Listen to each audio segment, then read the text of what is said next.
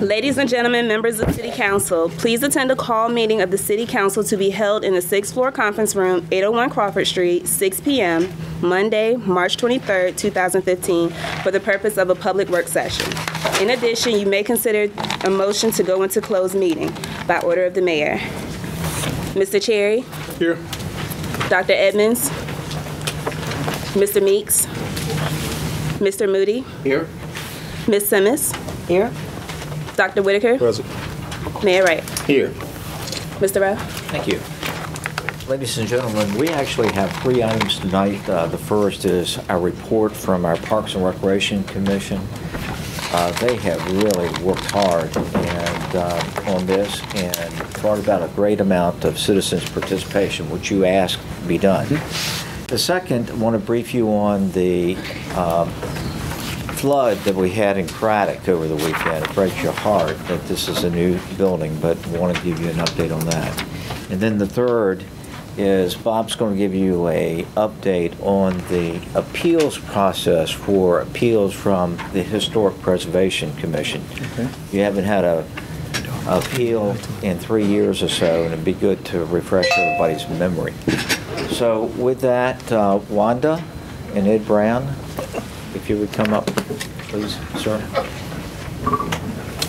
You know Wanda Gill is our director, and Ed Brown is the chairman of the Parks and Recreation Commission. And they, like I said, not to overdo it, but they have really worked hard in getting citizens' participation to come up with a plan, a proposed plan for the 30 acres of land that the city bought last summer, for a new recreation center to serve the whole city. And thank you again, sir. Yes, sir. Ed? And who's the other good-looking gentleman? I was waiting for some Wanda, you want to? Good evening, Mayor, Vice Mayor, council members, staff, and friends. We are so excited to talk to you about Parks and Recreation and what we're going to do. So I want to introduce Ed Brown, who's our president of the Parks and Recreation Commission, and Terry Hancock, who's also on our Parks and Recreation Commission. They're going to talk to you about the survey results, the master plan, and some other exciting things we have going on in recreation. So without further ado, sir. Okay.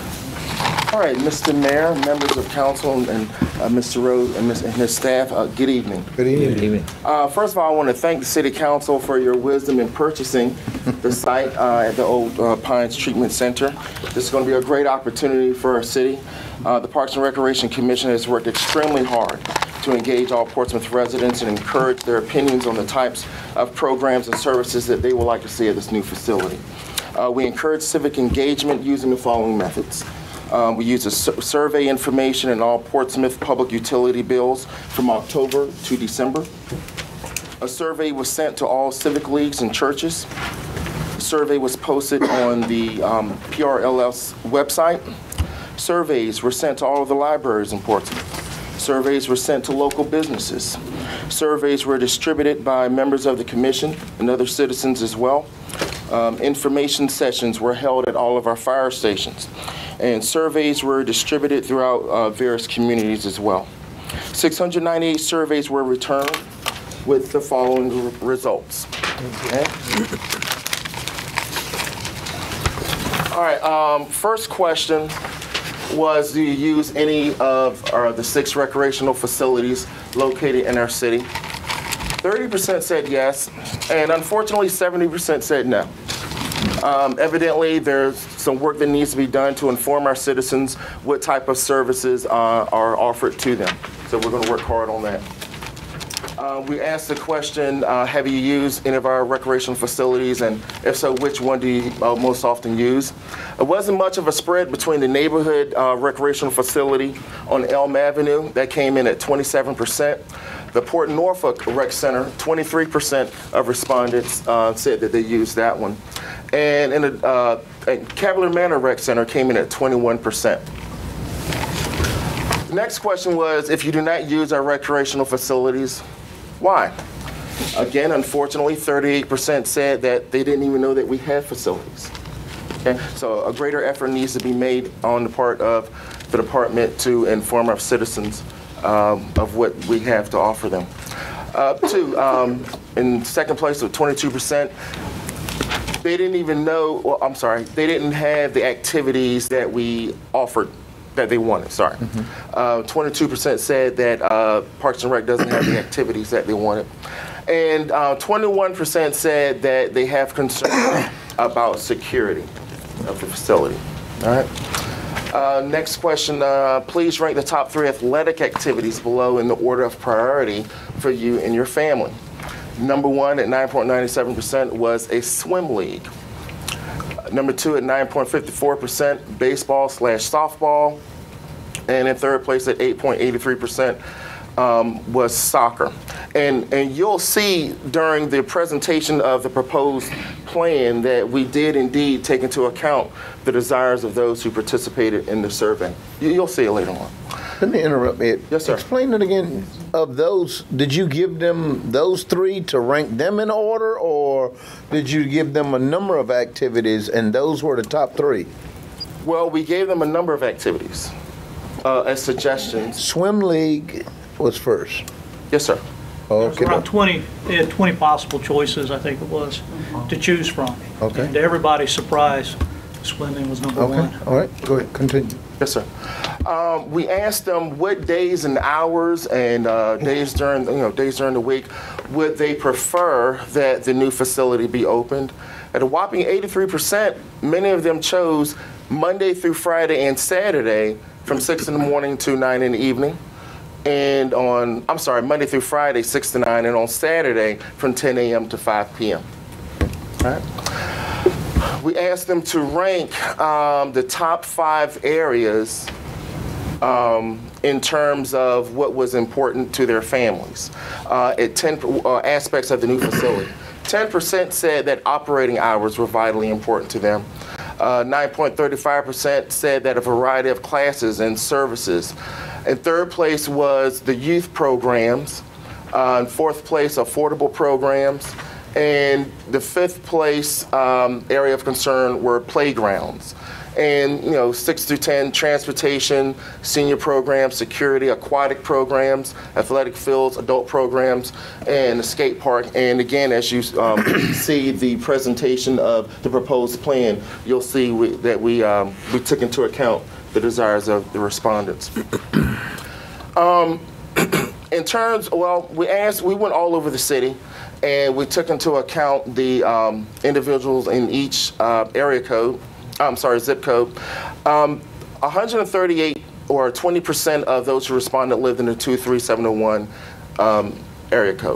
zip code. 6.44% lived in the 23702. 26% lived in 23703. 25% lived in 23704, and 18% lived in 23707.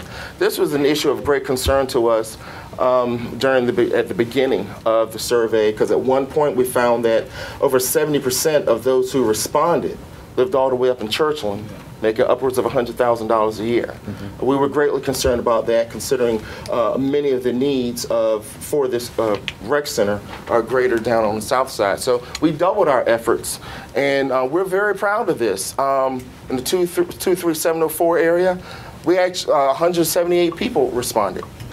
Very good. And lastly, the city of Portsmouth. Okay, we asked about what would be the top 5 activities that they would prefer at the new rec center. First place was a need for community meeting rooms, came in at 45%. Second place, 20% chose swimming lessons for all ages. In third place, at 15%, defensive classes such as martial arts and boxing. And I think we already discussed having boxing classes in the gym. Very good.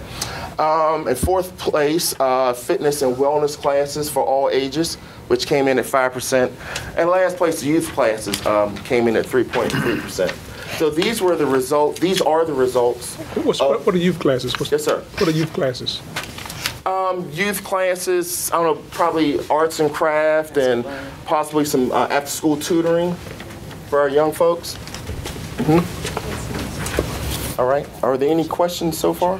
Yeah, let me ask, what is the difference in your last question on the survey about the activities that you had, like at the center, to the one up number 4 that talked about the swim league. Rank the top athletic activities versus what would you like to see at the center? Aren't they? One's athletic, the other one isn't. Okay. Right. Yes. And the last one is just that center specific, and the 4th one was in general? One was basically talking about athletic classes, and the other was in general. Because not everybody wanted to be involved in the athletic activities. We wanted to know what the entire community wanted versus what they wanted for athletic activities. Thank you. All right, anything else? Thank you. All right.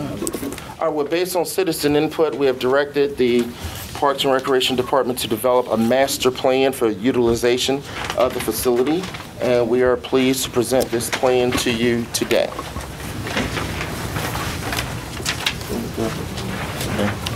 Get you to hold it. Okay, we have it. All right, I'm going to discuss the first 8 components of the plan, and Terry Hancock is going to handle the rest for me.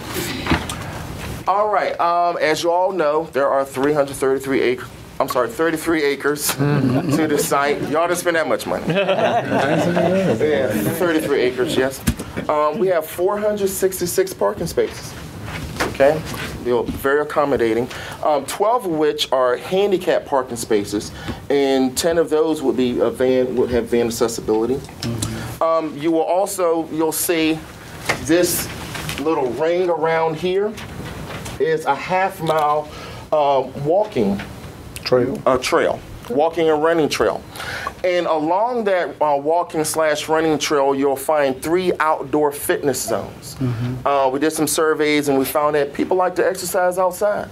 Okay, one is located here, this orange square. There's one right here on this side, and the third one is right about here, near the tennis courts. Very good. We're going to have 2 swimming pools there. We're going to have one Olympic-sized pool with a portable bleachers, as well as a retractable roof. And that's this one right here, the Olympic-sized pool. That's the existing pool that we have. Oh, sorry, this is the existing pool right here. Okay. I think it's a 25-meter pool. Okay. So we're going to have 2 pools there, 2 in the summertime. So even in the wintertime and in the cooler winters, we're going to close this in, and it's going to be heated. So our kids will be able to swim all year round. They deserve that. How about the old people? Well, old people too. But you're not talking about yourself. You're not old. Checking. They'll be in the youth center trying to get youth again. I'll see you there. And what's really cool, we're going to have an aquatic playground with something like a lazy river and a splash park. It's this area right here. Okay? That's going to be real cool. Be like a splash park? Splash park. It's supposed to be a sort of like a lazy river we can get onto like an inner tube or something and float around. That's going to be real cool. Dr. Wood. Yeah, Mr. Brown. Yes, sir. The Olympic-sized pool, will that be up to VHSL, Virginia High School League standards? Ooh, that's a good question. I'm going to leave it to Dr. Yes, sir, that will be, because our goal is to do swim leagues. So we'll have all the standard features, the roll-away bleachers, everything standard to that, so we can use that for leagues. Okay, because the high schools, I believe, currently have to go to Norfolk, so that Yes, would sir, be... that's why we're doing this. Okay, all right. Yeah, that's great. All right. And there will also be 3 playground areas. Where exactly the playground is? Okay, sorry. This area right here for playgrounds. You're right. And we also have an area specifically designed for children who are physically challenged. Good. Okay, very good. So this is a very inclusive project. Parks and Recreation Department under the leadership of Dr. Wanda Gill. You know, we are really blessed to have this lady right here, working for the city of Portsmouth. Amen. Very good. Yeah. She does very good work. All right, so Mr. Terry Hancock is going to round out the presentation. Thank you.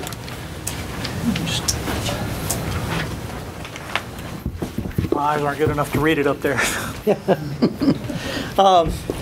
First of all, let me just tell everyone how much I appreciate the opportunity we have to be here and address you today, Mr. Mayor, council members, other representatives. One of the first things Parks and Rec did when we got this facility was there were some additional repairs that needed to be made right then to keep the facility from deteriorating in worse shape than it already was. We've got the gym roof repairs. We had to go and make all the facilities ADA compliable. So we're upgrading those, restroom doors, hallway doors, all of those have to be changed. Asbestos was found, so we had to do some surveys to make sure all of that was taken care of. Throughout, Terry, or at one particular place? There were a couple of buildings that had it, that have been taken care of. Every place has been checked, and so everything's been identified that needs to be done. And if it's not already, it's in the process of being corrected. Let's see. Repairs on the cafeteria roof should be completed by May 22nd. Actually, our seniors will relocate there from our senior center that we have now. They're going to be moving here, which is going to give them actually more room and more space to do the things which they want to do. Moving from where? The senior station? Yes, sir. Okay. Over there off Airline. Got it. Right.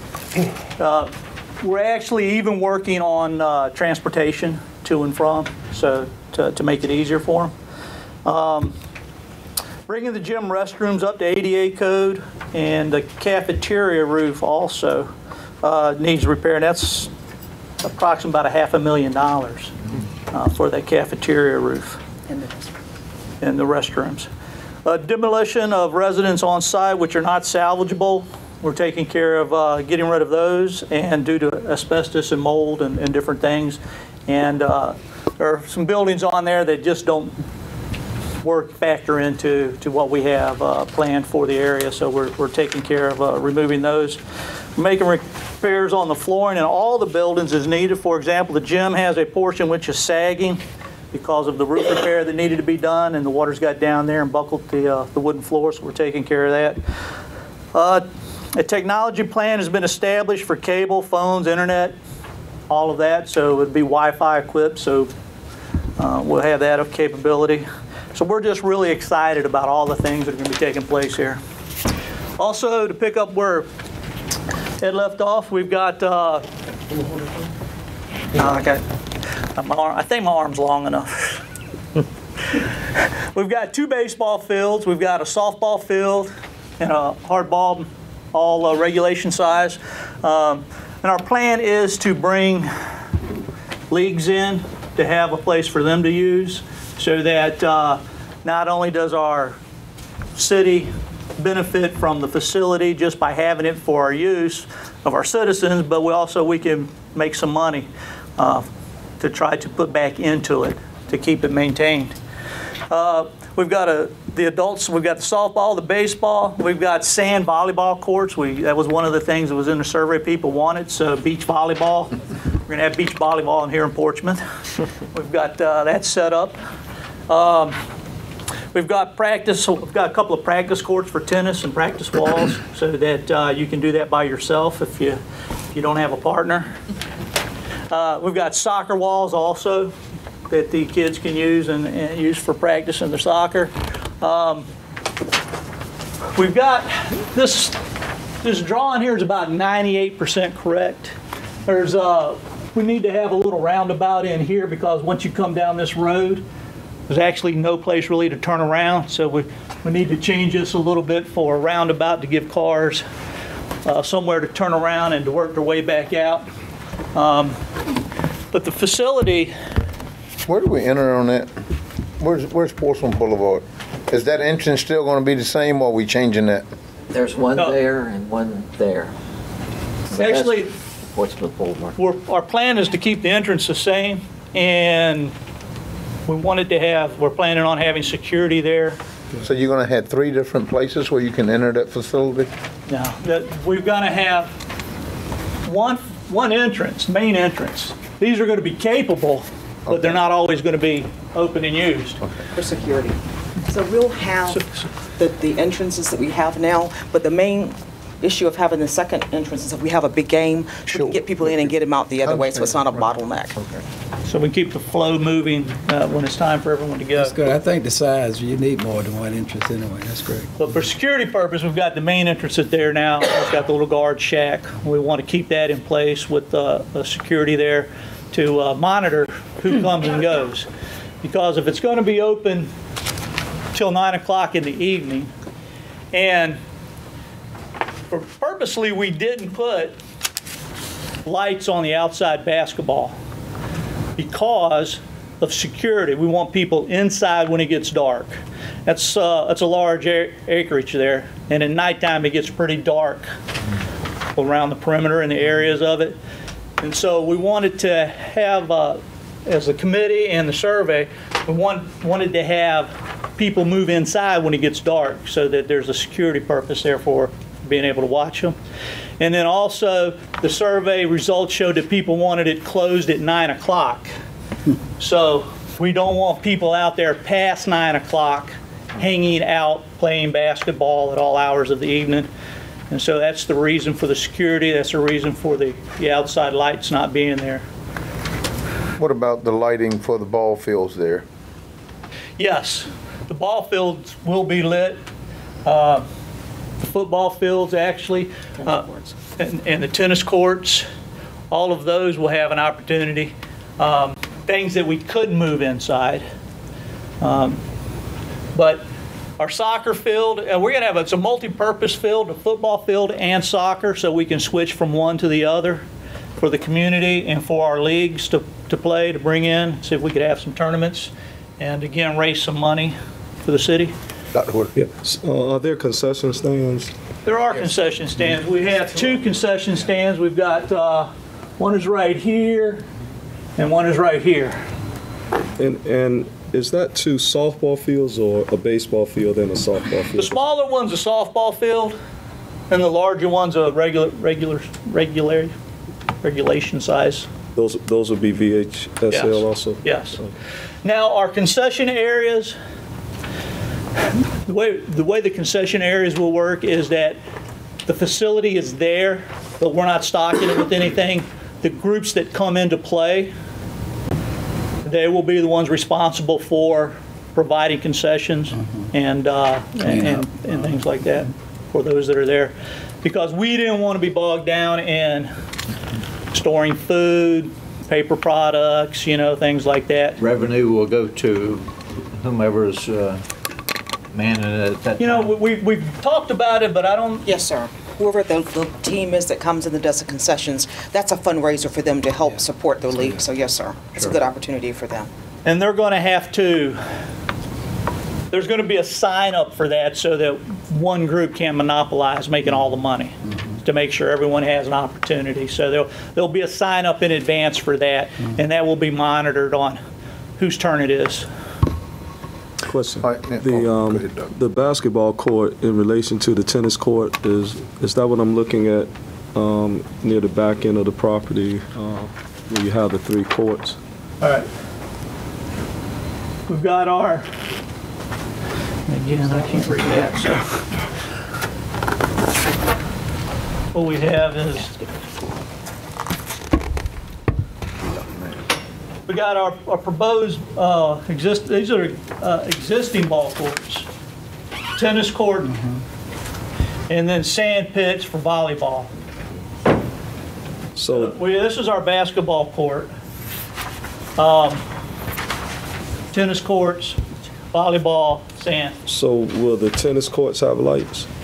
Yes. So, but the way the lights are going to be angled, and the plan is, the way the lights are going to be angled and everything, that they'll be shining on these areas and not that area. I don't understand the issue behind why you would have the tennis courts lit at night, but not the basketball court. Well, we have a facility inside for basketball, and it just seems like basketball is where the most heated exchanges in play take place. John McEnroe was a Well, that's true. But that was the thinking about moving the basketball inside. that would just personal. That would just seem like It just seems like yeah, it may cause there's issues. more physical contact in the non-contact sport of basketball that people get heated about. I think, and that was our thinking. Yeah, I think it may create some issues that you would have the tennis courts with lights and the basketball court does not have lights and people are participating. Because they're gonna play up there regardless of whether there's lights up there, and I can tell you that. Well, and that's the whole reason for the security to be there, to maintain order and move them off the courts inside. But then you may run in, are you going to run into a liability issue if you have no lights out there and people? Well, that's a good thought. That's a good point. I think that's something that the commission needs to take into consideration. And we might want to talk to Mr. Wilson, the city attorney, about that. Yeah. I mean, as far as the conduct, I think that may be a little over-exaggeration as far as what may occur up there, because you could have the same thing. And it's probably a fairness issue as well. Yeah. So I think we need to take a look at that. We will look at it. We can discuss it some more. But it just seemed like on the survey, security was the really ranked high on people's concern. And so that was one of the reasons we made that move. All right, let's get to, okay, go ahead, Elizabeth. 'Cause I can't believe I'm even saying this publicly, but nobody wants a dog park? Not one mention of a dog park in there. On the survey, no ride-ins, no Park, Only me. nothing. not a tail wag, nothing. No. Okay, the big question, timeline to be able to complete this and cost, and how do we phase it in? Because we're coming up on spring and summer. We need to open this and get these kids out here playing, and how do we plan to roll that out? But first, what is the cost, and then how do we plan to phase that in? Let me answer that. As Ed Brown said in the report, we've already started the capital work on the gym and on the old cafeteria. The gym looks like it was built in 1940s. I don't know when it was built, but it. Give me a history lesson. How much is all that going to cost? $500,000. Okay, And it's the entire site to do everything? No, sir. Okay. No, sir. How much is all of what you just presented us going to cost? No, yet. And this needs to be integrated into the master plan. This is showing you what the Parks and Recreation Commission is proposing. Right. Now, if that generally, and they're take backs. They've already got your comment to go back and study it. So the next step is, once you get past the concept and everybody's satisfied with the concept, is start doing cost estimates. Okay. But we'll be able to open the gym, because we're doing the ADA restrooms and the ADA stuff that needs to be done in that gym and the roof repair. And we'll be able to open this building here, which is the old cafeteria that's full of meeting space also. That roof was shot. A good portion of that building was plagued by mold. And so... What about that existing pool? We ought to be able to open that this summer, right? Don't know. Mm-hmm. No, we need to know. We need to open that up, John. Well, I'm going to try. We need to open that pool up this summer. Okay, and we got an existing gymnasium and we got ball fields. We need to get folks in there. We need to start using it. We can't go into a second summer not having that thing utilized. Okay, it's a great plan, but we need to get the kids over there. We need to get the parents over there. We need to start using this. It helps with marketing and getting the community involved. We're not going to go through another summer letting people ride by and can't go in there.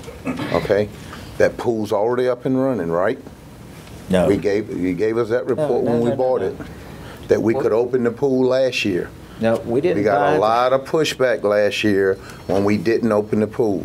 Mr. Mayor. Okay. We did not buy that facility at the start of the summer. As you know, we bought it late in the summer. Mm-hmm. And the first task for us was to assess its safety features, which we did. We went through and checked it for everything that might be a potential hazard to people. So there was no way at all that that pool could have been open last year. We bought the property in August. We closed in August, so the summer was pretty much gone. And we hear you, and we'll do our best to get the pool open.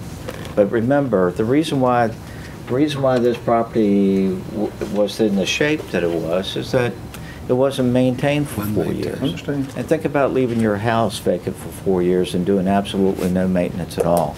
Gotcha. Okay. Again, I want to, you first, Bill, but let me just reemphasize again, we've got an existing gymnasium that needs to be open for the public to use. We got ball fields and we got a pool, and that should be our priority to start getting folks over there. And we need to, however we phase in these modifications, we need to have those type of workarounds so those people can get in there and start using that.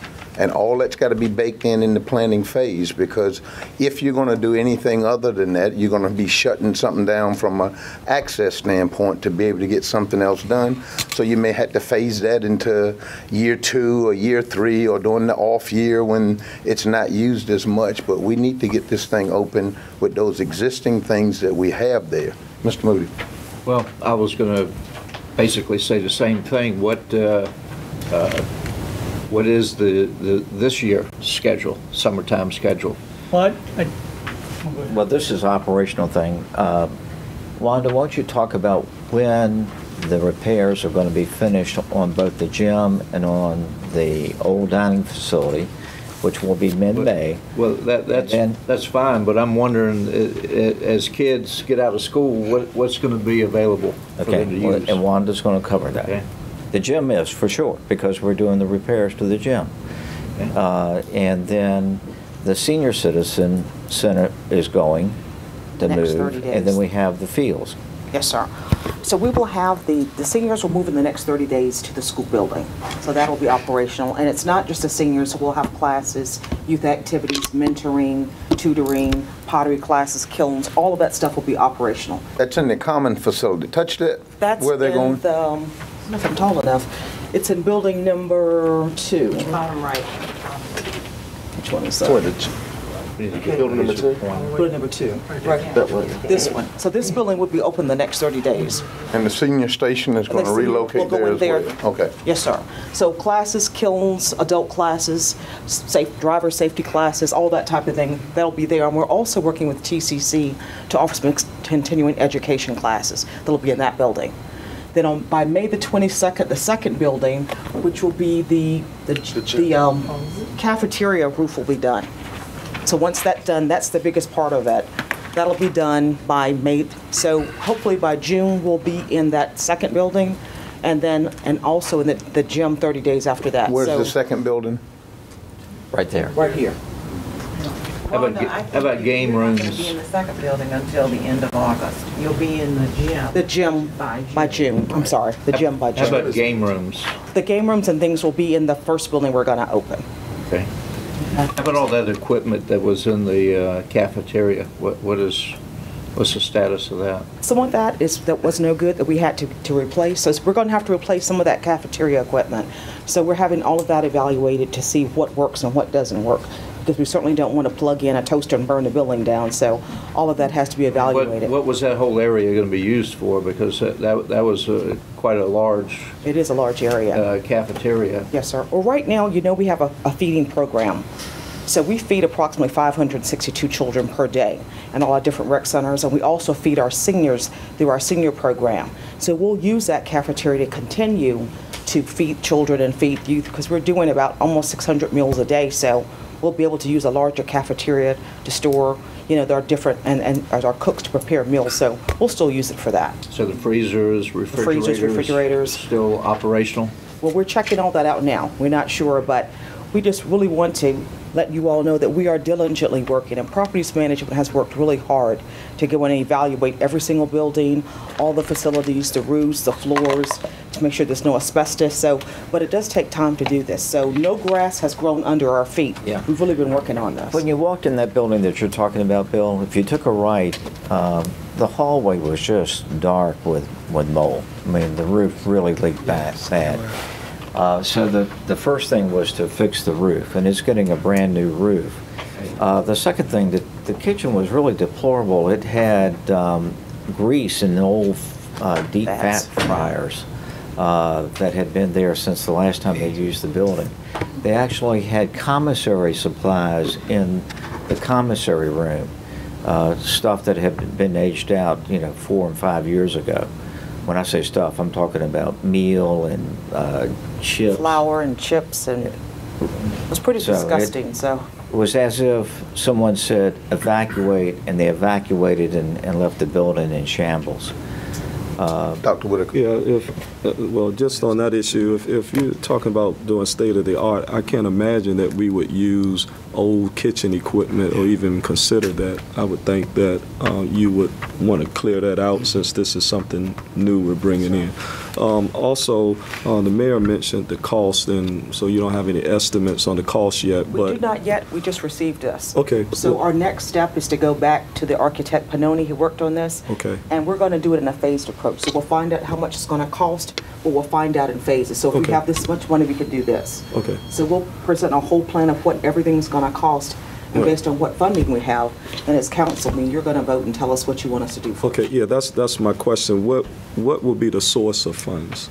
The source of funding would be through the capital improvements program, but so you know, we are again doing the repairs that are necessary for the gym, so the gym can open this summer, and for this facility here.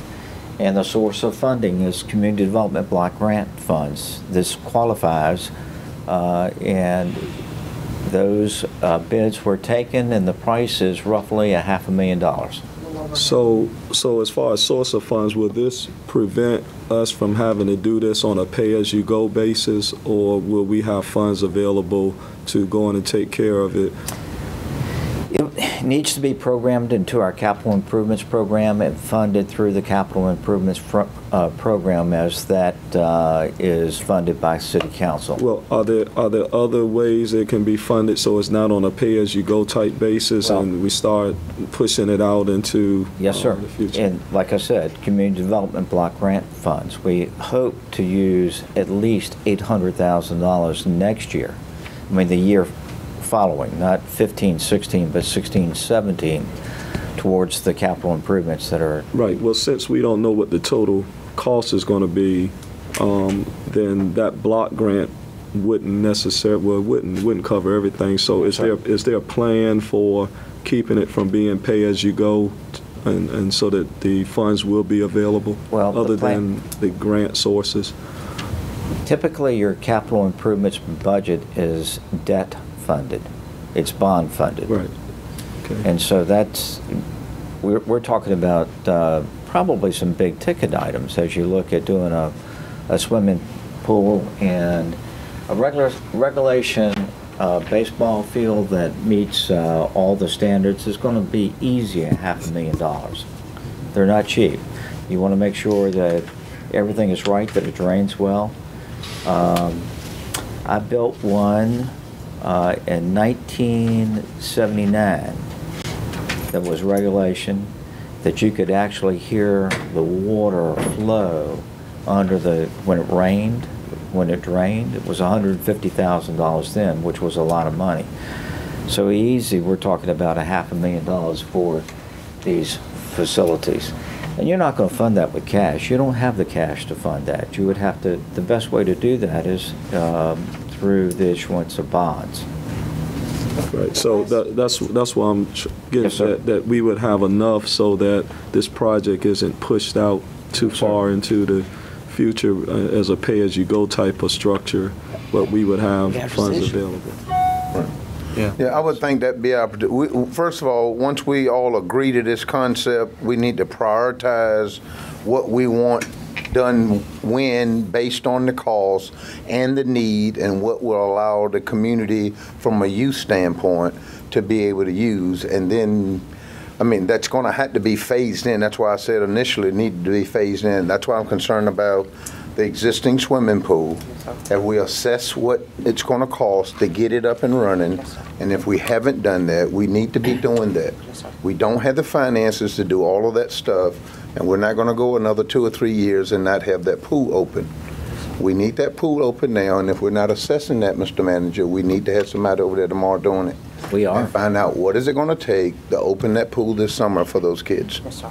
Take care of it. And just to let you know, the last pool I built in Virginia Beach, that 50-meter cost $1.65 million. So that's a heavy ticket item, especially when you're talking about, you know, putting the roller bleachers and, you know, making it accessible for leagues. That's an expensive ticket item. So Oh, I understand. That's what I'm saying.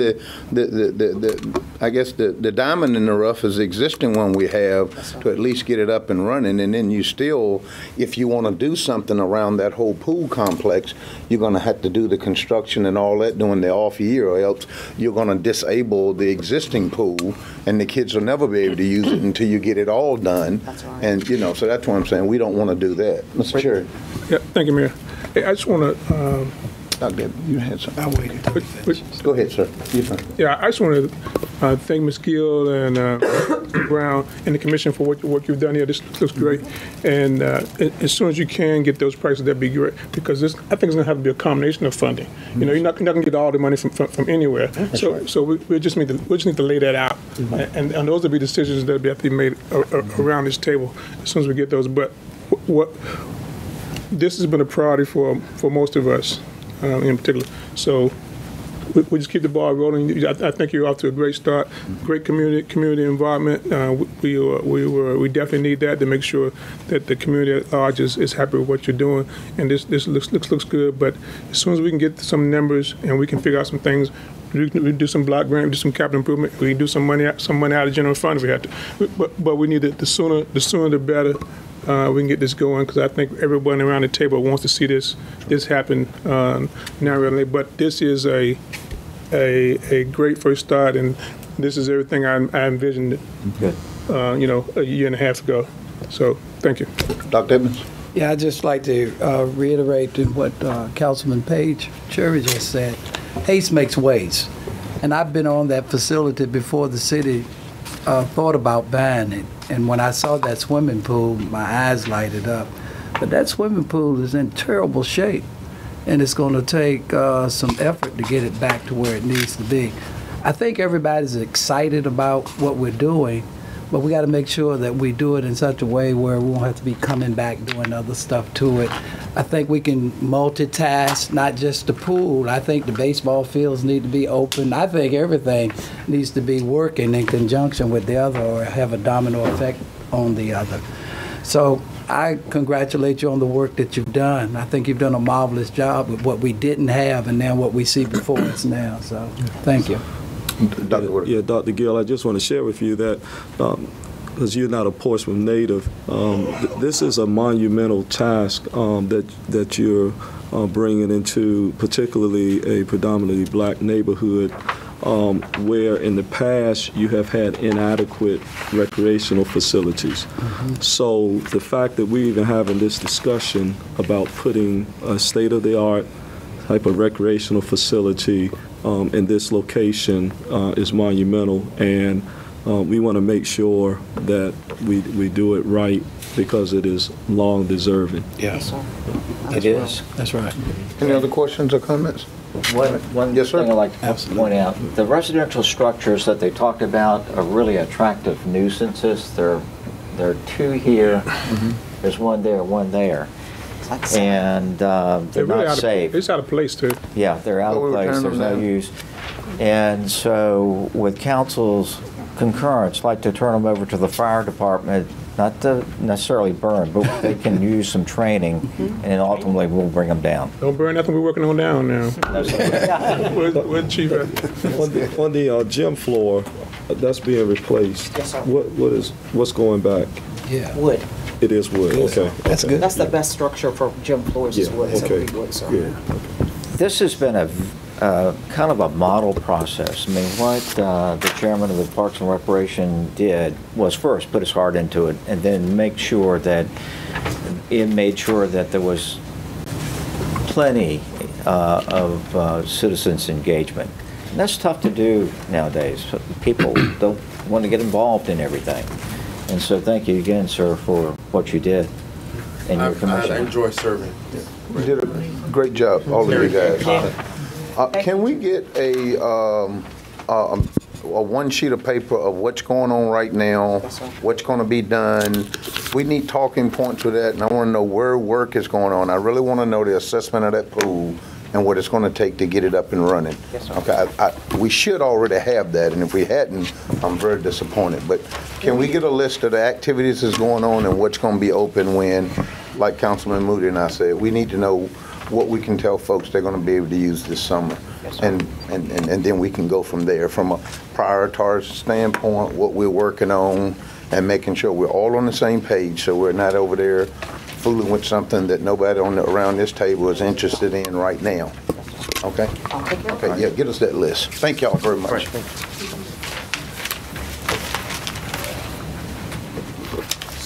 Can you get the product? Yep. We had an incident happen that went Thursday over Friday at the new recreation center at Craddock, at the Craddock Middle School.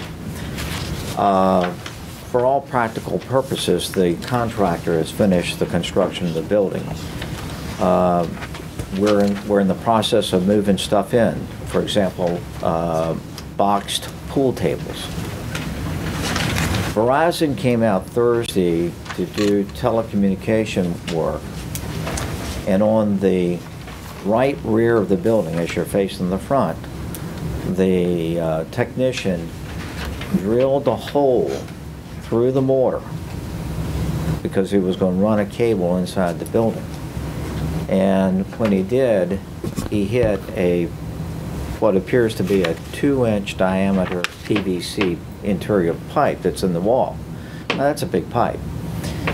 Lucky for us, we had a utilities person outside working on a fire hydrant.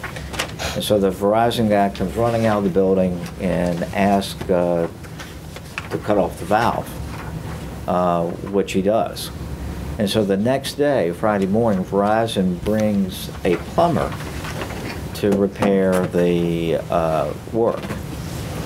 And the plumber, after he does the repair, takes it upon himself to turn the water back on. He didn't ask the city to do it. And so sometime over Friday night, a ton of water went through. There was an estimate as much as 83,000 gallons of water came through. Now, this is a room that it came into that that the only entrance is from the outside. At 11 o'clock on Saturday morning when I went through, 11:15, 11:30, now there wasn't a square inch of floor in the entire building that had not been flooded, and probably as much as 3 inches. So you can imagine what the water level might have been in this room for it to build up the pressure to go under the walls. You want to go through in more detail? So this is the actual pipe that the plumber was supposed to replace. You can see this is not a construction grade or high velocity piece of pipe. So when the water came back on, it actually popped it off, and that's where all the water came from. And see, this is the repair that the plumber did. This was a monolithic run of the pipe.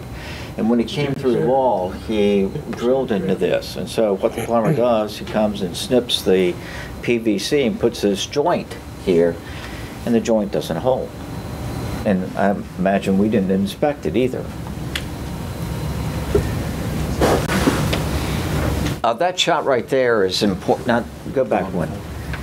This is the cutoff valve. This is the meter box. So the valve actually sits right here. The meter is about right there.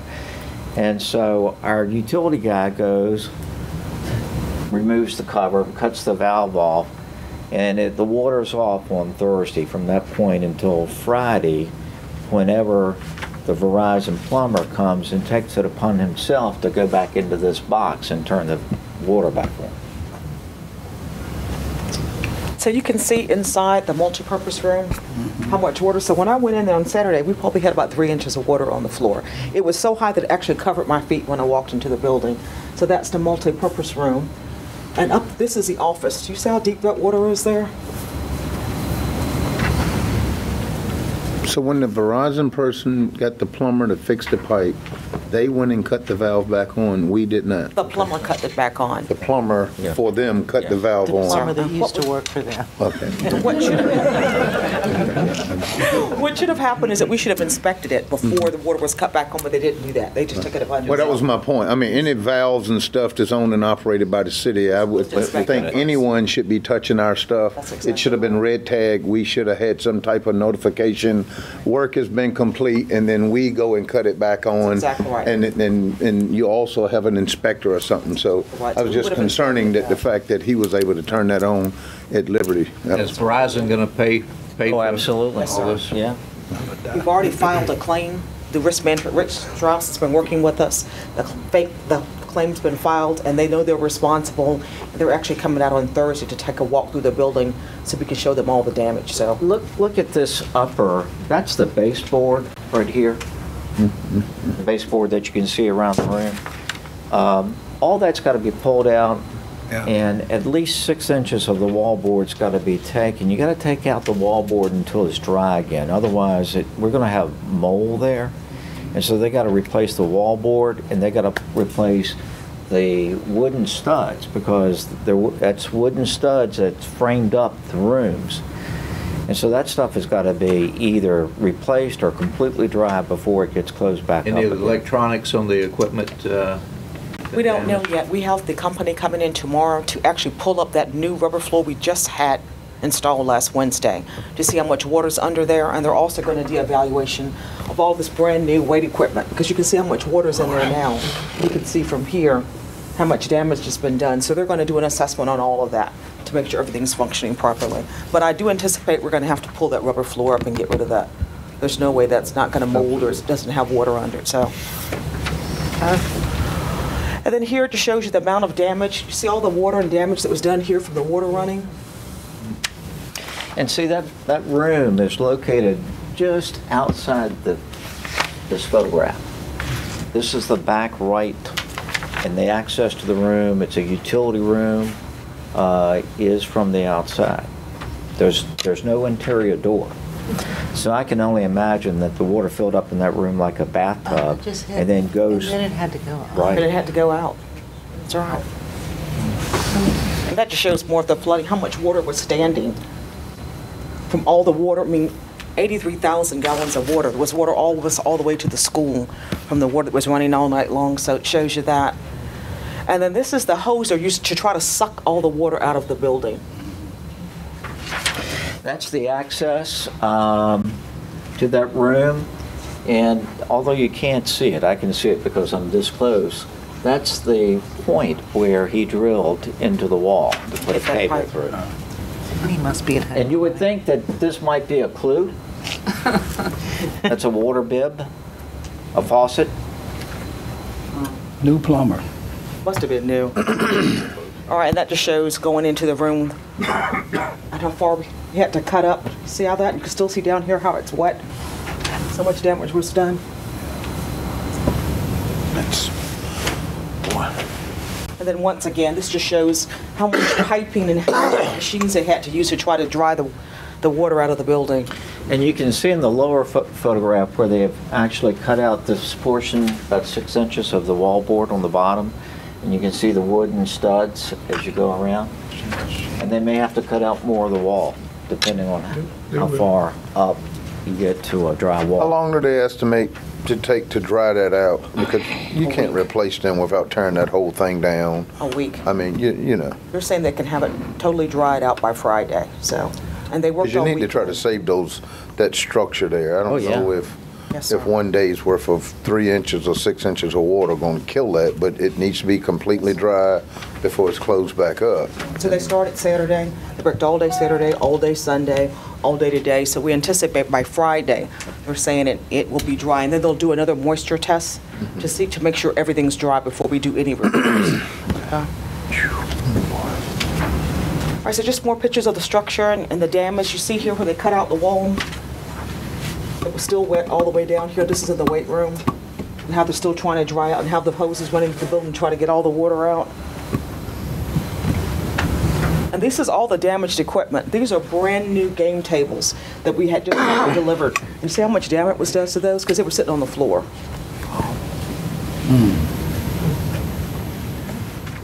That's all the equipment that was damaged in the building because of the water.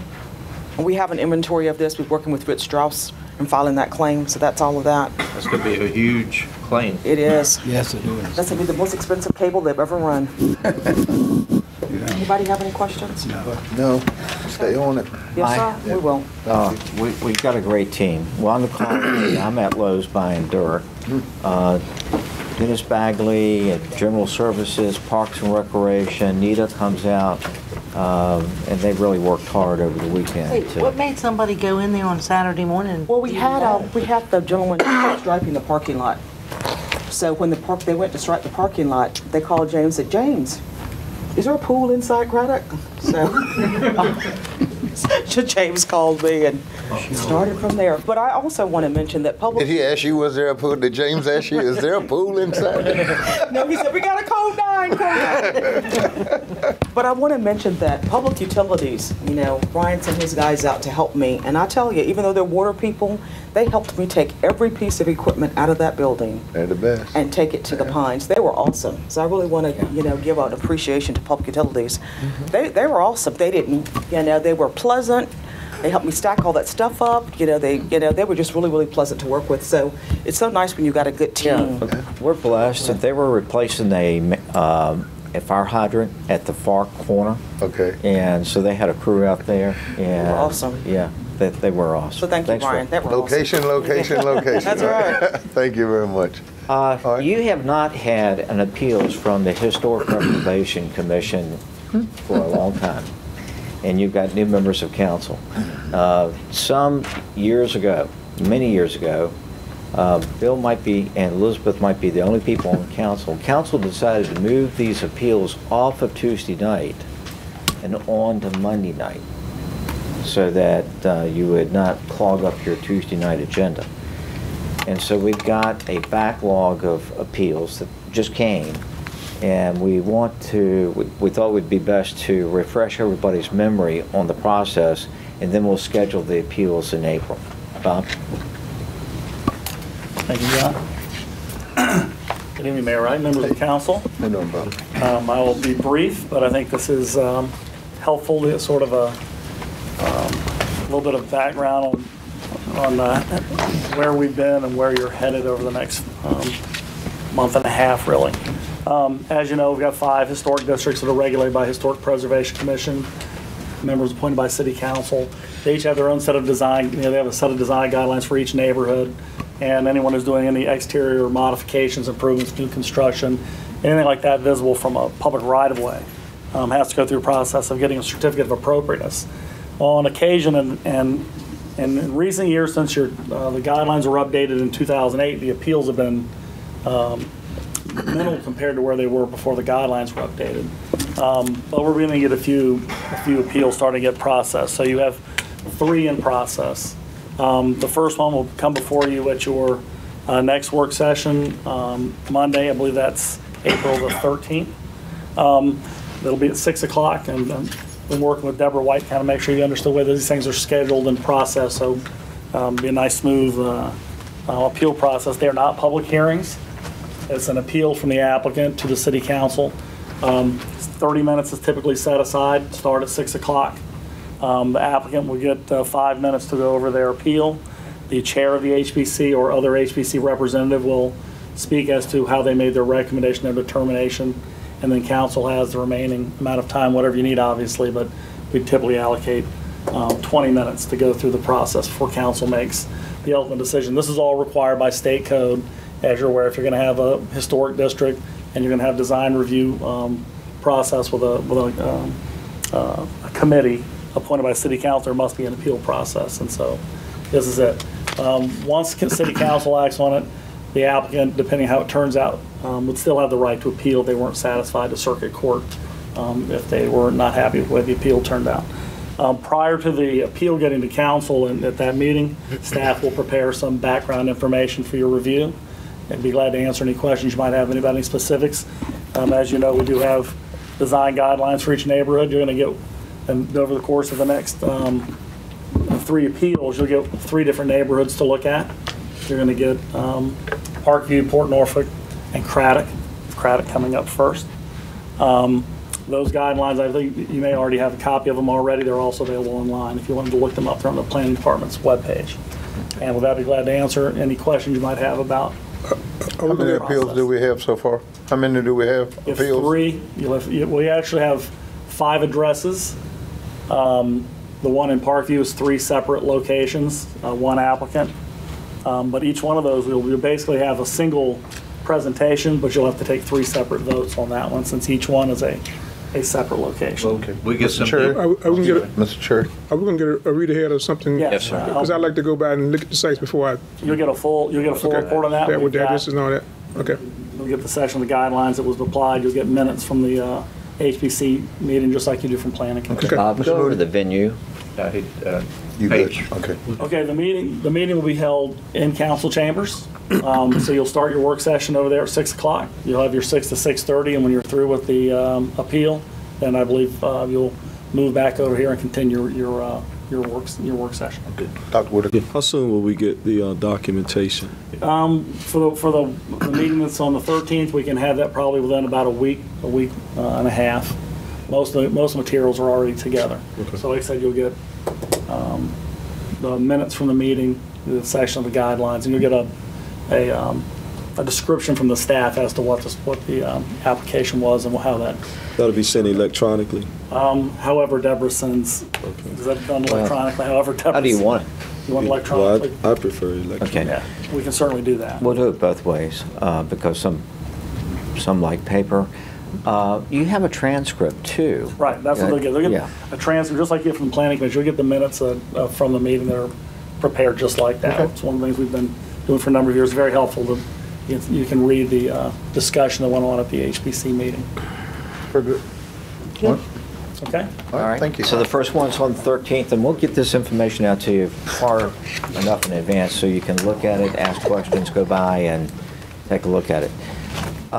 We have a meeting tomorrow night, and then Monday night is or Monday evening is the presentation of the budget, and that's all we have for you tonight. All right. Anything else for the good of this? Yes, ma'am? Vice Mayor? Kia, did Deborah leave the copy of the boards and commissions sheet for us to leave with the, No, ma'am. while everybody's finishing up, can we make a copy of this that we can give to the council members to take home tonight before we have a board and commission conversation tomorrow? Thank you.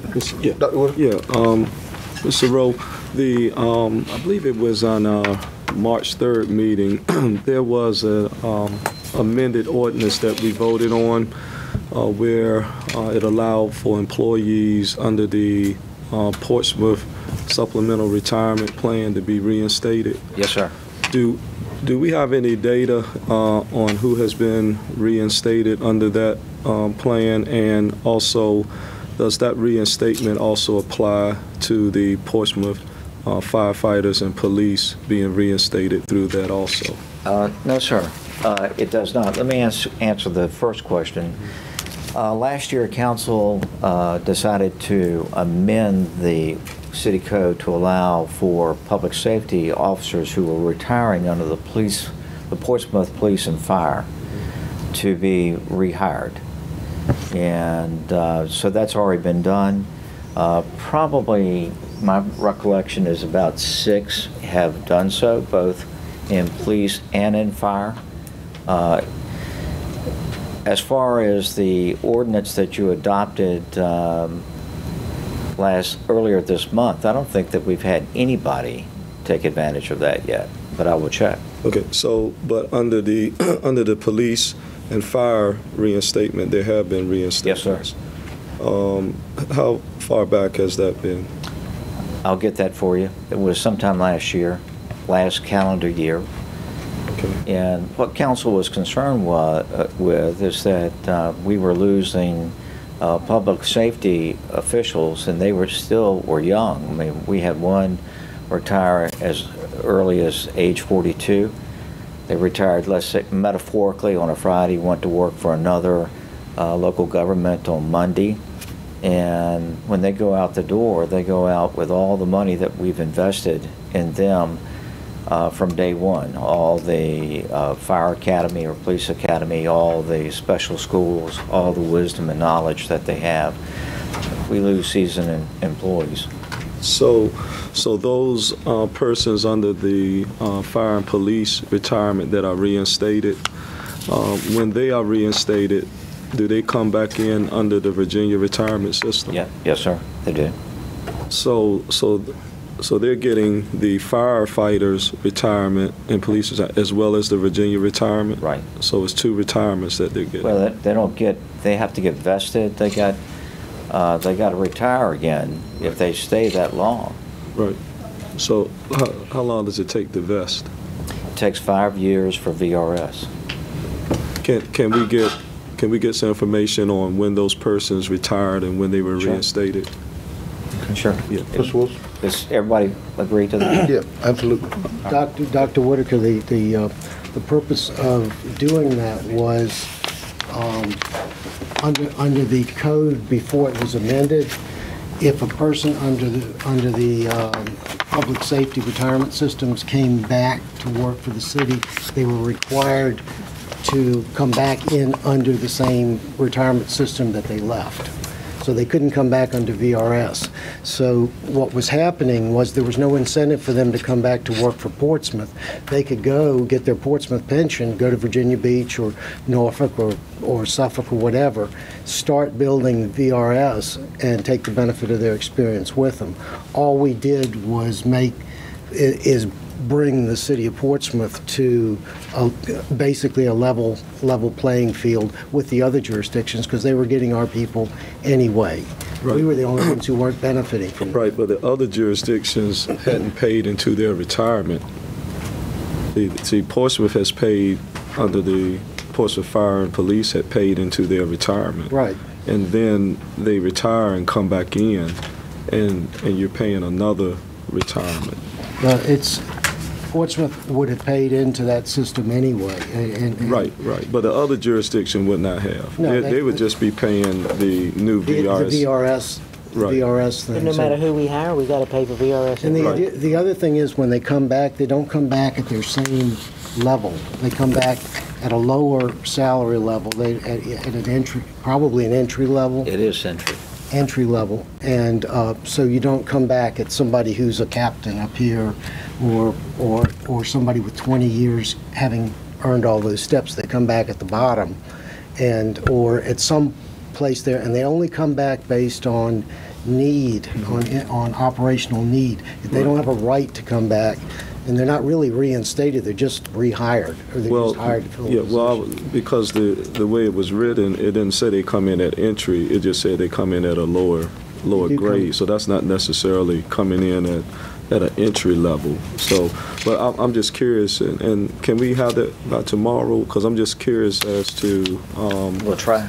Yes, well, sir. It's only 6 people, and I'm just curious when those persons retired, and then when were they reinstated? Whose responsibility is it to hire those persons?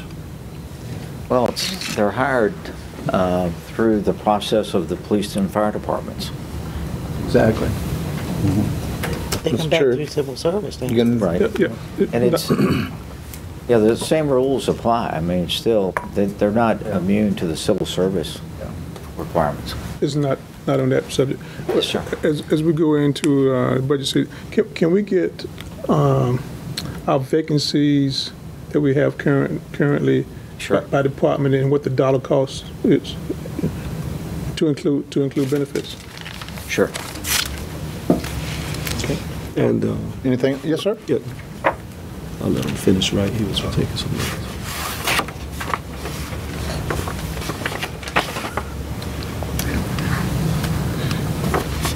I know you Go ahead. He's ready. I know you probably considered this as trying to close that gap with hiring or whatever, and we're looking at big. So you guys looking at that already as part of the budget process, I'm sure. Yeah.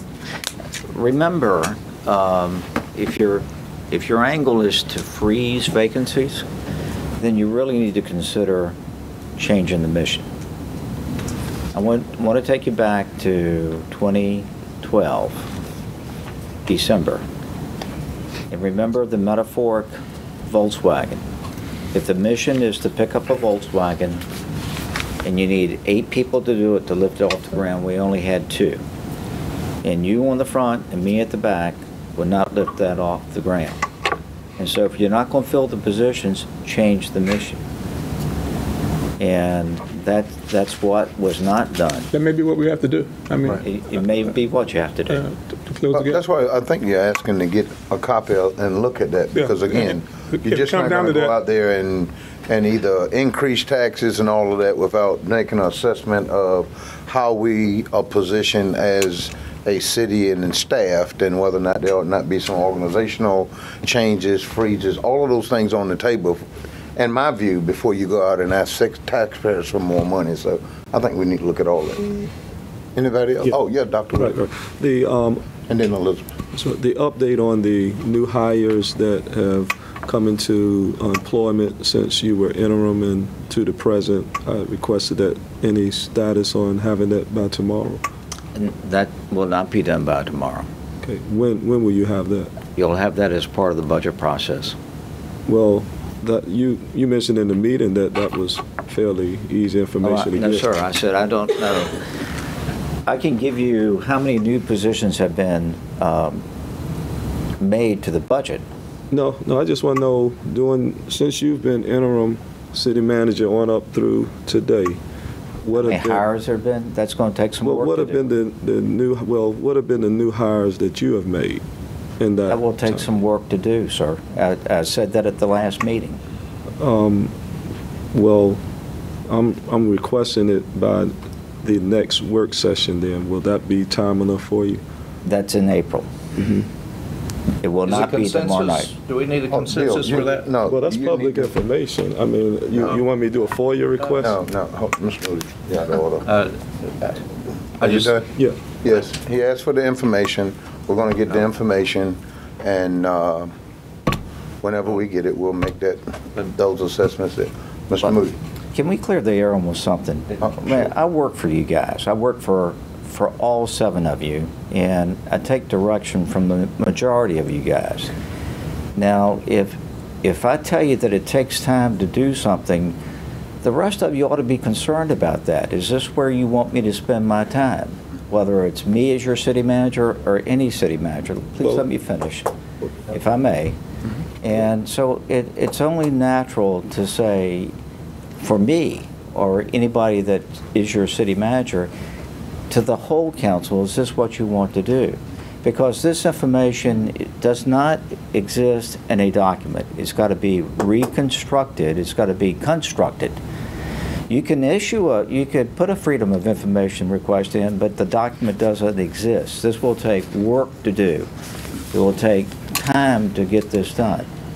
I would think what you requested, that's something that the Human Resources Department should get pretty quick. What is it that's difficult about collecting that data? People may come to us, work for a day, and leave. And that position gets filled. They may come and work for 6 months and leave. We're talking about, if I understood what you just said, you want to know every hire that's taken place since the last week in November of 2012. No, let me narrow that for you. That you have made since you've been interim city. Well, the thing is, that should have gone through. That should go through Human Resources. I don't understand. all the employees work for the city manager, so technically they're all hired by the city manager. Well, there's not a hire that takes place in the city unless I sign. Well, I'm talking about the ones that you have specifically. The ones that work for me directly? Right. okay? Right. Well, everybody that I've appointed as a department head since I've been here, please stand up. Well, no, I don't want it No, like no, that. look, I want to show you. I can give you. That's not what he asked for, John. Don't get us the report that he asked for, and it ought to be something we ought to be able to get from HR. Right. And we don't need people standing up and all that kind of stuff. Thank you. All right, Mr. Moody. Well, knowing that staff time is valuable, especially when they're trying to put together a budget, I think before any of us make a request of something of a broad range in that order, we need to follow it up with, why do we need that information? Well, What good is it going to do for the public, or what good is it going to do for this council to have that information? Okay, you done? I'm done. Who else? Elizabeth, did you have something? Yes. I had one thing, now I have two. Okay. My first thing was, you all just handed a boards and commission sheet, which I hope you'll take time to review before we go over this tomorrow. The second thing is, following up on what all of you gentlemen have said. Time is very valuable. We're right in the middle of the budget season. I have no problem with the information as Dr. Whitaker's requested, what Mr. Cherry's requested. I think that's all valuable information as part of the budget process. Yeah, his is budget related. Yeah, I mean, this is, to me, this is part of the budget process.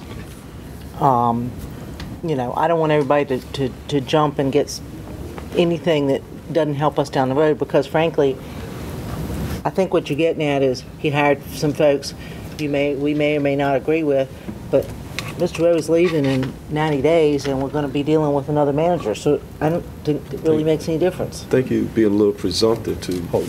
Thank you. Are you done?